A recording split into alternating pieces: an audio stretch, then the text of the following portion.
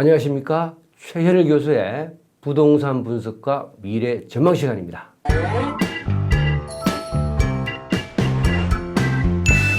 자, 오늘은 청약 가점제와 내집 마련 시에 고려해야 될 사항에 대해서 한번 살펴보도록 하겠습니다.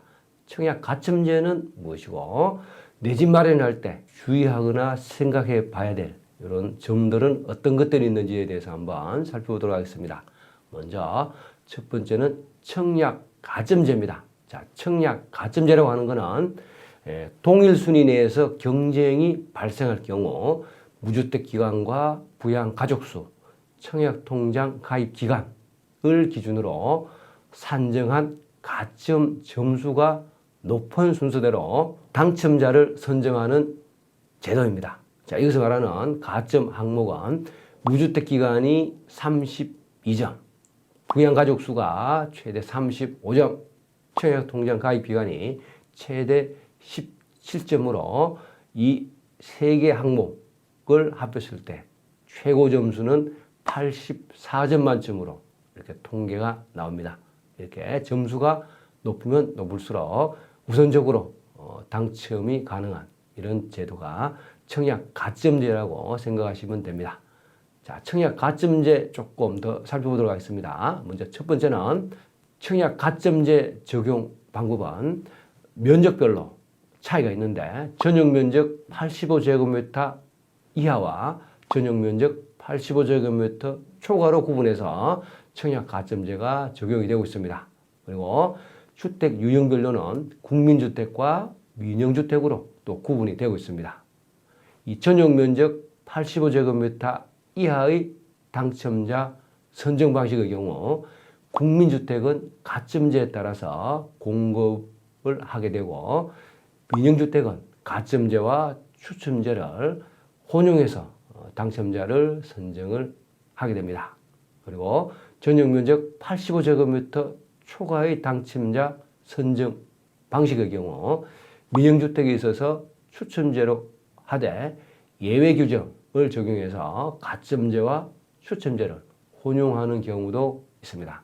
자, 이런 거는 85제곱미터 이하냐 초과냐를 잘 판단하고 국민주택 규모냐 민영이냐를 구분해서 자기가 원하는 곳에 추첨을 하는데 가점제 점수가 높은 이런 경우는 가점제를 선택하시고 가점제 점수가 낮은 경우는 추첨제를 선택하셔서 청약을 하는 것이 합리적입니다. 자, 두 번째 내용은 청약 가점제 순위 자격은 무주택자는 가점제 청약 1순위 자격을 갖는다는 것. 따라서 가점제 청약에서 무주택자 여부 판단 방법은 동일한 주민등록표에 등재된 배우자의 직계 존속을 포함해서 판단을 하게 됩니다. 1주택을 소유한 경우에는 가점제 청약 2순위 자격으로 밀린다고 보시면 됩니다.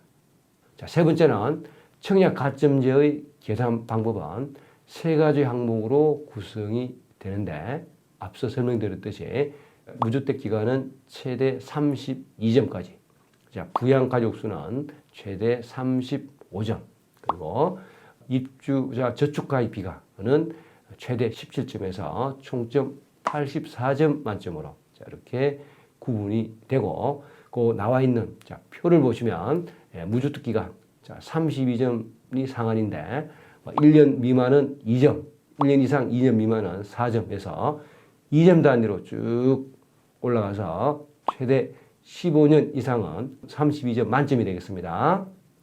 두 번째, 부양 가족 수는 최대 35점 만점인데 부양 가족 수가 없는 경우 5점부터 시작해서 1명일 때 10점, 2명일 때 15점, 3명일 때 20점, 4명일 때 25점, 5명일 때 30점, 6명 이상이면 35점에서 6명 이상이 되면 35점 만점으로 적용이 되고 있습니다.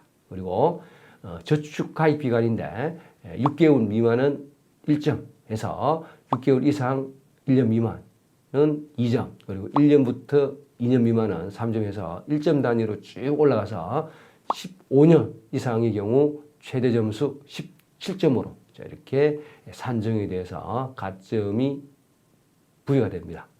그래서 총 84점 만점으로 청약 가점제 만점이 적용된다고 이렇게 보시면 됩니다. 따라서 자기의 가점을 미리 한번 표를 보고 채점을 해보고 가점이 높을 경우 청약 가점에 한번 넣어보시고 가점이 낮으면 추첨제로 돌아가는 것이 바람직할 겁니다. 최근 아파트 가격이 급등하면서 청약 가점제 점수가 웬만하면 70점을 넘어서고 있기 때문에 가점제가 60에서 70점 정도 이상이 되면 청약을 하고 그렇지 않으면 추첨제로 지원하는 것이 좋을 겁니다. 요거는 지역에 따라서 점수가 60점 이하가 되는 경우도 있고 그리고 70점 이상도 떨어지는 경우가 있기 때문에 이거는 입지나 시세 차익에 따라서 가점제 점수는 달라진다고 생각하시기 바랍니다.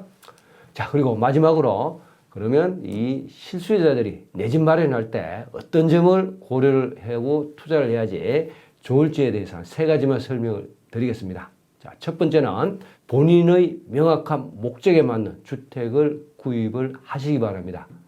실거주와 투자 여부에 따라 선택이 달라질 것인데 예를 들어서 직장과의 출퇴근 거리가 편리한지를 생각이 둬서 직주 건접에 중점을 둬야 될지 아니면 자녀들의 교육 문제에 중점을 둬야 될지 아니면 쾌적한 주거 환경에 중점을 둬야 될지 등에 따라서 본인의 거주 목적이 달라질 겁니다. 그래서 자녀들의 교육인지 아니면 본인의 출퇴근인지 아니면 쾌적한 주거 환경인지에 따라서 목적을 분명히 해서 내 집 마련을 하는 것이 좋다는 겁니다. 자, 두 번째 고려해야 될 점은 역세권 아파트를 매입하는 것이 좋다는 겁니다.